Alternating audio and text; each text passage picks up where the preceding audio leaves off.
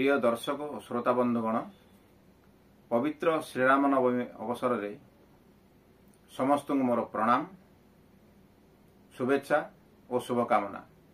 मु बी सत्यम आचार्य ओडिशार जनाशुना सुसाहित्यक कवि सौरभ कैलाश चंद्र बेहेरा सृजनी नहीं आसी एक सुंदर मनछुआ गीति कविता जार शीर्षक होची श्रीराम नवमी। आशा आपण मानंकु निश्चय भल लागिवो, जहाकु रेडियो महक 98.6 FM रेडियो सेंटर माध्यम शुणी पारिबे। आसंतु सुनिबा गीति कविता श्रीराम नवमी। कविताटी शुणी सारला परे निजस्व मतामत देवा पई आदौ भूलिबे नाही। जय जगन्नाथ। प्रभु श्रीराम पुरुषोत्तम कौशल्यांकर नंदन, त्रेता जुगरे अवतार रे धरारे अवतीर्ण हे राम, धरारे अवतीर्ण। पितांक सत्य पालिबा पाई वन गमन कल,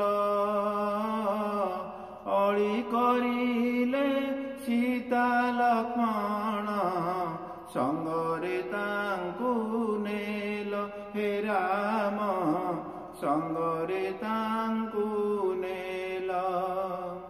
पंचवटीरे थिबा कालरे लंकार दशानन,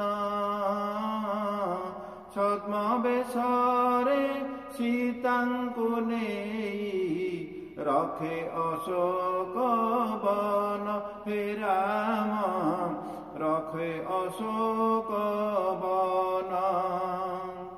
सुग्रीव साथे मैत्र बांधी बाली को बध कल, हनुमानंकु पठाई लंका सीतांकु ठाब कल हे राम, सीतांकु ठाब कल। हनुमानकड़ नेई बांधिल सेतु महोदधीरे, रावण साथे करी समर मारिल सवंशरे हे राम, मारिल सवंशरे।